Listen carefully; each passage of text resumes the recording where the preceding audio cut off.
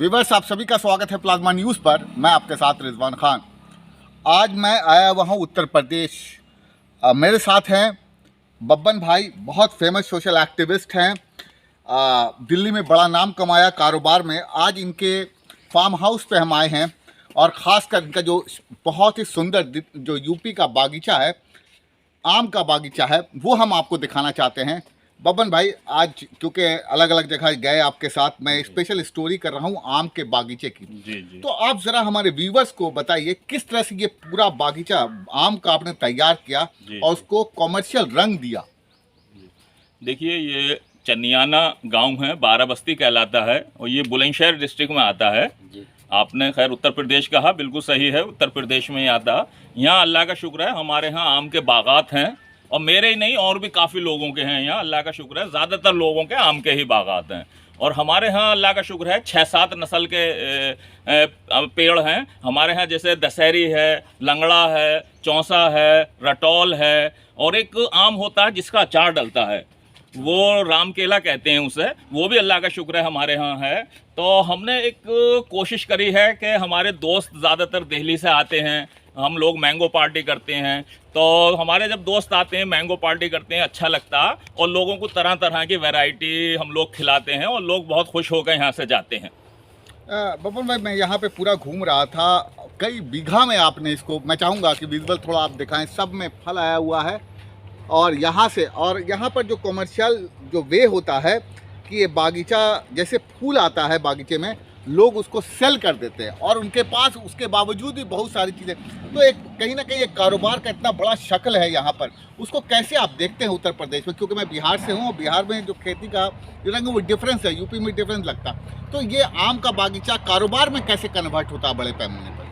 देखिए, ये जो हमारा ज़िला बुलंदशहर है, ये अल्लाह का शुक्र है सियाना तहसील में आता है और सियाना तहसील जो है इतना फेमस है फल पट्टी के लिए कि गवर्नमेंट ने इसे फल पट्टी घोषित किया हुआ है गवर्नमेंट की तरफ से। यहाँ कोई भी अगर कोई इंडस्ट्री लगाएगा या भट्टा लगाएगा तो उसकी पहले उसे परमिशन लेनी होगी और अगर उसका परमिशन भी लेगा तो उसकी हाइट का ऊपर होता है कि उसका पॉल्यूशन इतना ऊपर जाए कि बागों को नुकसान ना हो। सबसे बड़ा तो गवर्नमेंट ने ये एक बेनिफिट दिया हम लोगों को कि ये सियाना क्षेत्र को फल पट्टी घोषित कर दिया।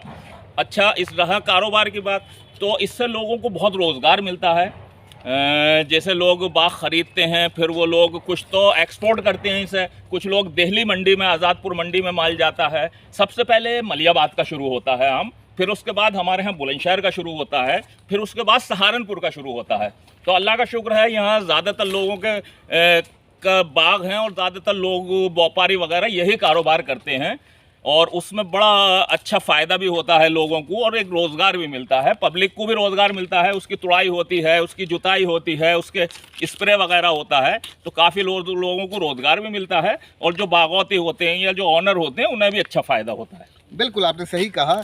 मगर कोई, जैसे ये उत्तर प्रदेश की हमने तस्वीर देखी, अगर इसी तरह के जो बागात हैं, अगर बिहार के कोई लोग इसको डेवलप करना चाहते हैं तो उन्हें किन किन बातों का ख्याल रखना होगा? क्योंकि अब मैं देख रहा हूँ, मैं चाहूँगा थोड़ा सा दिखाएं इनके बागात को, देखिए कितना सुंदर और बीघा में फैला हुआ है।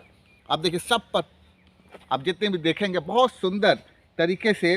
तो इसके प्लांटेशन अगर कोई करना चाहता है अलग स्टेट में, जो लोग मुझे देख रहे हैं, बिहार से देख रहे हैं अगर लोग हों, तो किस तरह से इसको डेवलप किया जा सकता है? क्योंकि आपने बताया था कि 40 साल से ये सारी चीज़ें हैं और पूरे तरह से कॉमर्शलाइज्ड है और यहाँ जो बाग है वो बिक जाया करता है। तो कहीं ना कहीं आप लोगों को इतना हो भी जाता है कि भैया आप खा भी लेते हैं और बाज़ार को सेल भी कर देते हैं। तो किस तरह से वो डेवलप करें? 2-4-5 पॉइंट ज़रूर बताइए जो इस तरह की चीज़ें डेवलप कर सकते हैं। देखिए, सबसे पहले तो मैंने बताया कि आपको कि इसको पॉल्यूशन से बचाना होता है। जैसे मैंने बताया आपको कि गवर्नमेंट ने यहाँ के सियाने बेल्ट को फल पट्टी घोषित किया हुआ, तो सबसे पहले तो हमें पॉल्यूशन से बचाना कि इसके आसपास कोई बड़ी इंडस्ट्रीज ना हो। बिल्कुल, ताकि जो धुआं होता है, उसका पॉल्यूशन होता है, उससे इसको इफेक्ट होता है। रही उसके बाद मट्टी के ऊपर भी डिपेंड करता है कि किस तरह की मट्टी है। तो अल्लाह का शुक्र ये है कि जो हमारा पश्चिमी उत्तर प्रदेश है उसमें अल्लाह ताला ने मतलब ऊपर वाले ने एक अच्छा वो दिया कि यहाँ दोमट मट्टी हम लोगों को दी है। ये हमारा ऊपर अल्लाह का बड़ा ऐसा मतलब एक करम है कि यहाँ की जो मट्टी है बड़ी जरखेज़ है। तो हम लोग जैसे आम का पेड़ लगाते हैं तो वो अल्लाह का शुक्रिया है कि 5 साल में 6 साल में फल देने लगता है और फल देने के बाद उसकी बस यही केयर होती है कि उसमें जैसे बहुत ज़्यादा ठंड होती है तो पाले से बचाया जाता है, और बहुत ज़्यादा गर्मी होती है तो उसमें पानी वगैरह का इंतज़ाम करना होता है। और ये जो एक खाद होता है, कूड़ी वाला खाद जिसे बोलते हैं, गोबर, अगर उसका इस्तेमाल करेंगे तो और ज़्यादा अच्छा रहता है। तो इसमें कोई बहुत ज़्यादा टेक्निकली कोई वो नहीं है, बस ये 3-4 ही पॉइंट हैं। उससे अच्छा, अगर डिस्टेंस कितना रखना चाहिए? हाँ, वो जी, डिस्टेंस जी, एक जी। अहम सवाल बहुत है। अच्छा सवाल किया आपने। Distance ये जैसे लगाते वक्त। दशहरी का पेड़ है, इसमें तो हम 12 फुट रखते हैं। 15 भी रख दो। अच्छा, करीब करीब 15 फुट रखते हैं। और लंगड़ा और चौसा जो होता है उसमें 25 फुट का डिफरेंस रखते हैं, क्योंकि दशहरे का पेड़ छोटा होता है, लंगड़े का पेड़ बड़ा होता है, या चौसे का जो पेड़ है वो बड़ा होता है। तो इसमें फुट के हिसाब से वो होता है। और एक लाइन के मतलब एक स्ट्रेट उसके हिसाब से रखते हैं। और 4 पेड़ों के बीच में अलग से भी एक पेड़ और लगा सकते हैं। तो छोटा पेड़ जो होता है वो दशहरी का होता है, और लंगड़ा और चौसे का बड़ा पेड़ होता है। बिल्कुल, तो कहीं ना कहीं डिस्टेंस का ख्याल रखना होता है। अब देखिए बीघा बीघा में यहाँ पर हो रहा है, पूरा कॉमर्शियलाइज, कहीं ना कहीं हमारे और आपके लिए कारोबार का जरिया भी हो सकता है।